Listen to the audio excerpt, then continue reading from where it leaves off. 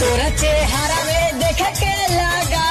कि हाँ ही भिख मंगवा पढ़ला लिखला वाला बुद्धि न हो तोरा में लंगवा अकेले भिखिया मांगा ही आई गौआ और जावार में भैया के भिखिया मांगे से रोकता ही के रोना दमाई सरकार में भिखिए मांग के घूमा ही आई हम ता काला थार में भिखिए मांगे के घूमा हाथी भैया दीपेंद्र कार में